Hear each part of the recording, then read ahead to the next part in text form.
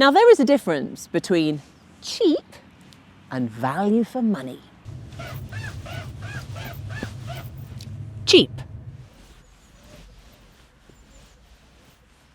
Value. Cheap. Good value. Cheap. Value. So you get the idea, right? Today we are comparing two rather cheeky little cars that sit at the very affordable end of the pricing scale. We have this, the Leapmotor T03, which currently is one of the most affordable electric cars out there. It sits in the price bracket of an ICE basic 1 litre Kia Picanto. Ponder that for a moment. The competition that we're putting it up against today that has to beat it is this, the Dacia Spring. So it is now time to leap forward, put a spring in our step, subscribe to the channel, and let's get cracking. The new Leapmotor is being sold in the UK by Stellantis, which means you'll find it in dealerships next to Vauxhall, Citroëns and Peugeots. And as you might have guessed, it's being built in China to keep costs down, as is the Spring actually. Now, to keep things nice and simple, there is only one T03 trim level, and it costs exactly £15,995. The Spring has been around for about 6 months now, and there is a choice of motors and trims. This is the top of the range Extreme, and it costs £16,995. So the Dacia Spring is small, right? In fact, it's tiny. And yet, the Leapmotor T03 is even tinier. It is 3.6 metres in length, 1.6 metres wide, and if you look at it, it couldn't be more different, a very different look and feel. This is kind of comforting. It's a friendly face, right? It's crying out for a little cuddle, maybe a little tickle under the nose. Whereas the Dacia Spring, this was built for off-road, but it actually wasn't. Don't take it off-road because you'll get stuck. But it shouts, rough and tumble. I am ready for a bit of action. Personally, I actually prefer the overall looks of the Spring. I think it actually looks quite cool. However, if, say, for example, I was purchasing this car on behalf of my mother, Mrs. Shields, who has excellent taste, I'd like to say, this would definitely be more up her style. So it is probably a bit of a personal opinion. Where is your head at? Let me know in the comments below. Power? Well, the Spring isn't exactly what you'd call a sports car because it has 64 brake horsepower. But that is better than the 44 brake horsepower you get in the cheaper version. It gives a 0 to 62 time of 13.7 seconds. Okay, it's a bit leisurely, but perfectly adequate around town. So it's a win for the T03 because this comes with 93 brake horsepower. Now, I mentioned that petrol Kia Picanto at the beginning. That only comes with 62 brake horsepower. Just interesting for comparison. Now, if we're looking at 0 to 62 miles per hour, how fast can it go? Well, it's not rapid, but it is 12.7 seconds, which is 1 second faster than the Dacia Spring. Another small win. Right, Nick, let's talk important electric bits. Battery size 26.8 kilowatt hours and 30 kilowatt DC charging. Okay, I see, Nick. Well, this has a 37.3 kilowatt hour battery, so almost 40% bigger, and DC charging is at 48 kilowatts. Now, I heard that when you tried charging on more than one occasion, you didn't actually get any faster than 18 kilowatts. Bit awkward. Shh, now, I mean, it's like you were there, but yes, that was indeed the case. My range though, 137 miles, which means an efficiency of 5.1 miles per kilowatt hour. And actually I have been getting very close to that, possibly even better. What about you, Nick? Interesting, Nick, because this has 28 miles more actually, with an official range of 165 miles. So slightly less efficient though, at 4.5 miles per kilowatt hour. So I think I would say that is another round to the Leapmotor. Should you have a look inside? Come on, Nick. Oh, hello. It's talking to me. And now it's happy. Let's take a look around the interior because, do you know what? I quite like it. The same kind of design language that you get on the outside, that rugged off-road feel, carries on inside. It's quite structured, quite angular, and it has quite a nice finish to it. I like the accent colours. So we've got an accent of white down here and here, and this sort of little bronze bit in the middle. The good thing is, for convenience, you have some physical buttons. Then you have a 10-inch display screen up here with wireless Apple CarPlay. Big positive. So if Apple CarPlay is your thing, this could be a deciding factor.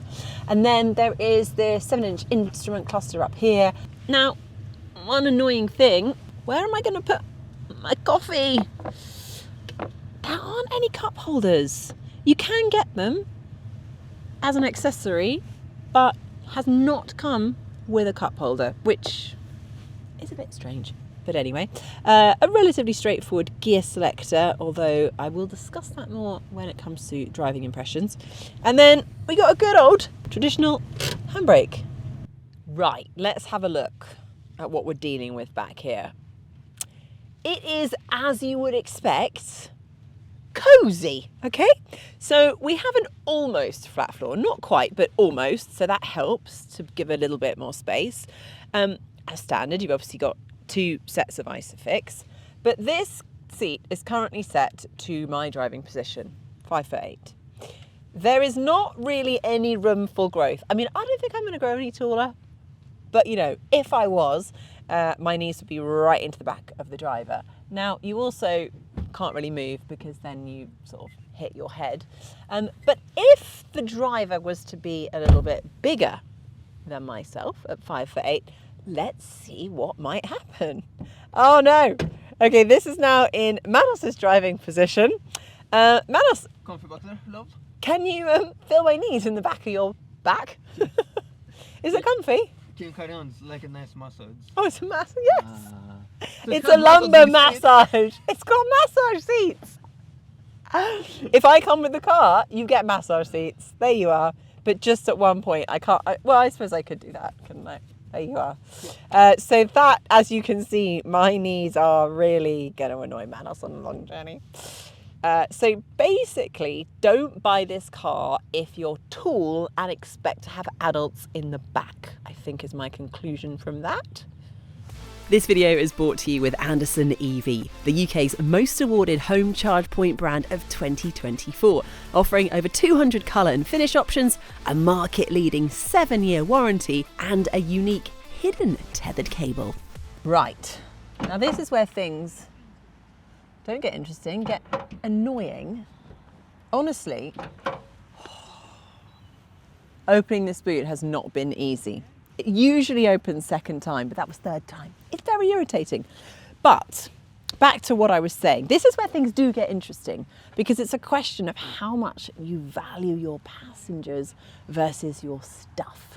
Because where the space for your passengers might have been compromised, you gain with a bigger boot. 308 litres worth of boot, which for a car this size isn't actually that bad. It's got a relatively deep-ish floor. You've got, absolutely no space to store charging cables under there. But if carrying stuff around is going to be a priority for you, then 308 litres might be a little secret weapon. Oh, we will see about that, Nick, because come and have a look in here. You thought you were in a nice place. I am in an extremely nice place. Joking aside though, it is actually a really nice place to be. I think it's got a lovely look and feel. So outside of the car, we've got that cutesy, friendly, familiar face. And then inside that kind of continues, but actually I'd say it's pretty refined for a car of such value. I mean, look at that screen. It's a really nice 10-inch digital display. The graphics are lovely. The interface is great. There are no physical buttons, so for some people that's going to be a problem, but the main ones, so the main menu and climate control does remain at the bottom all of the time, so that's useful, and it's a quick touch of the button to change that. But it is actually a relatively easy interface to use, and it just looks good. It feels modern, it feels slick. And that is the same with the digital instrument cluster up ahead. Again, I I way prefer that to what we've seen in the Dacia Spring. Then overall, if you kind of just take in the surroundings, yes, we've got a bit of plastic here, but we've also got fabric for a nice little finish. We have a spot for a little bit of water or whatever else you like to drink. We've got a spot for my phone. There is a little bit of a problem. That is a USB-A plug, 2 of them, but if it had been USB-C, that would have been a double thumbs up. There's a bit of piano black up here, but actually, do you know what? I think it actually looks nice, and it's not in a place where you're going to have sticky fingers.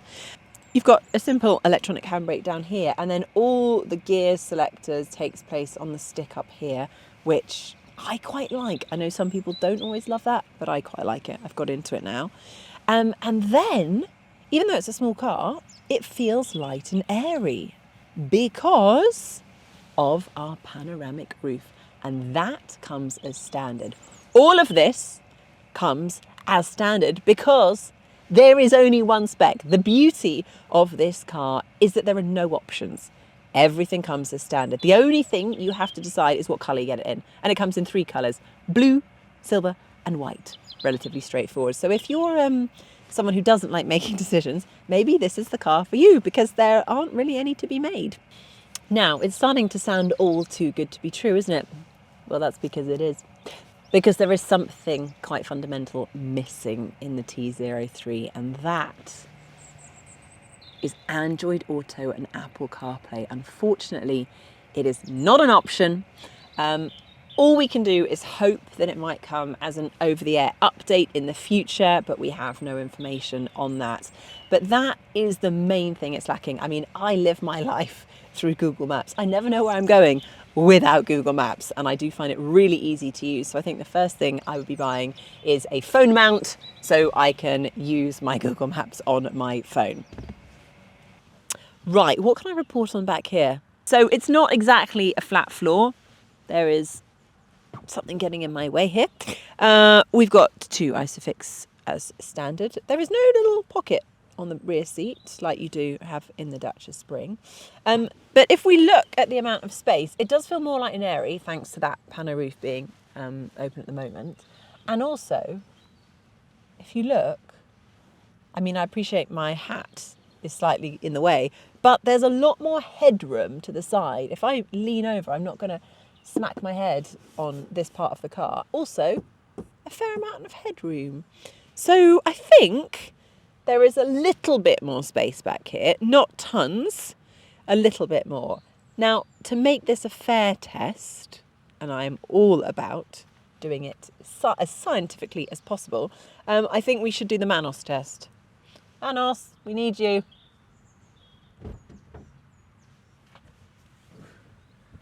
Right. Let the Manos test commence. Oh, okay. I can't give you a massage. Oh, no. Sorry. No massage in this car. Maybe that. No, so there is a tiny bit more legroom. You're not going to believe it. Touch the button and the boot opens. It's a miracle.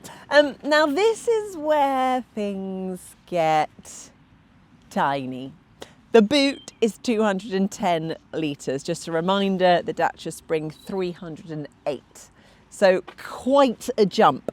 There is nowhere to store your cables, but luckily it comes in a handy little bag, although unfortunately when you put them in, it takes up half of the boot.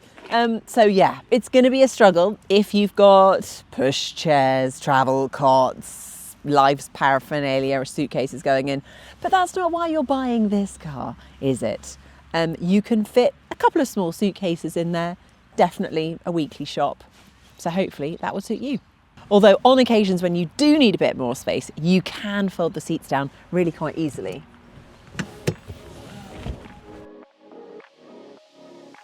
Unlike the Spring, which is more of a two-handed kind of operation. Heave! Oh!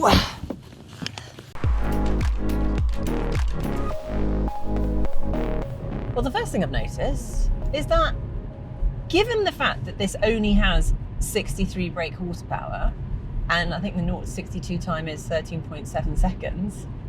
It's surprisingly nippy. It feels, well, it is really light actually. So this is 974 kilos, which is 200 kilos lighter than the Leapmotor, which is basically like driving this with 2 adults and 2 kids in compared to an empty Leapmotor. So that's quite interesting, and I do think that has made a bit of a difference.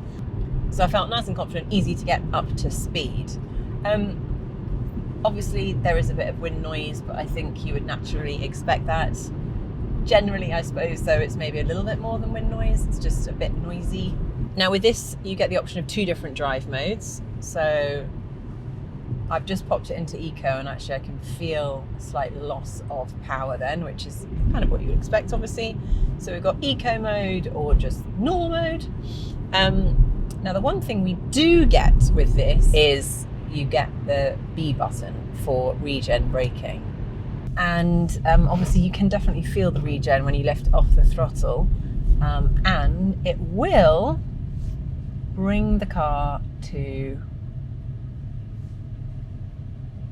almost a complete standstill. Almost a complete standstill, not quite. No, it won't stop completely, but still it's useful to have.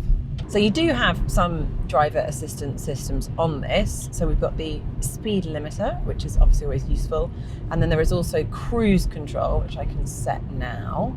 But it's worth noting this is not adaptive cruise control. So you obviously need to be aware you don't want to be driving into the back of the person in front of you. I suppose the only downside of that lack of weight is that the car never feels like fully planted and connected to the road. It does dance around a little bit, and the steering it's really quite light. What is it like to drive the T03? Well, apart from the funny noise of pulling away at the beginning, it's rather nice. It's a very comfortable place to be. Now we're going at over 50 miles an hour here, and there's not too much wind noise. It's not bad. And actually I can't hear as much road noise as I did when I was in the Spring. So it's not completely silent, but it is a quieter place to be. Less quiet because we have a lot of driver assistance systems switched on. And I will take you through some of those now because there are a ton of them. So let's pop our driver assistance on. So we've got emergency braking, we've got forward collision warning, blind spot detection, door opening warning, lane keep assist, which is on and keeps going off for whatever reason, I don't know. Lane departure warning, distraction warning. Yeah, you get the idea. There are lots of them, and there's more of them there too. So I think in terms of safety and assistance, this does really, really well.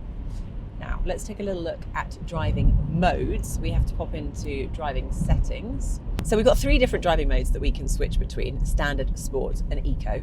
Let's just pop it in standard for now. Now steering mode, we can also tweak comfort, standard and sport. And I must say that in comfort, the steering feels too light. In sport, I really like the way the car drives. And actually, I'm going to put the driving mode into sport as well. So for me personally, I think it drives and handles much better when it's in sport mode. So it does feel nice and light and agile. I mean, 94 brake horsepower, it's not tons, but actually it's kind of enough. I haven't been, desperate for more power as I'm pulling away at the lights or at roundabouts.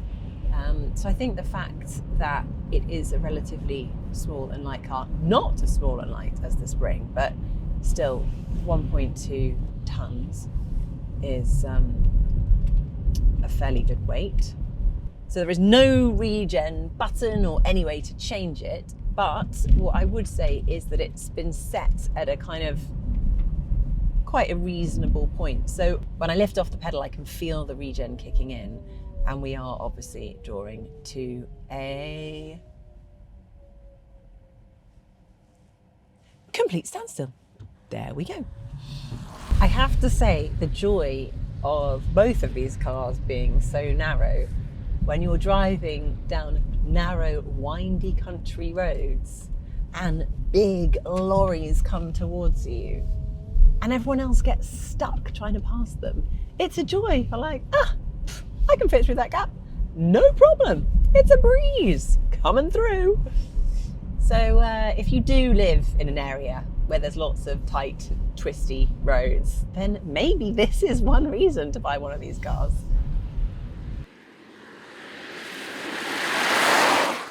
Now, before I draw a conclusion, I want to talk money, cash, because when I mentioned the price list of these two cars earlier, 5 quid under 16 grand, 5 quid under 17 grand, it's most likely you're going to be buying this on finance. So I have looked at the monthly repayments, and this is interesting because on the same terms, a PCP over 4 years with a deposit of just 1 month's payment, the Spring costs £201 per month.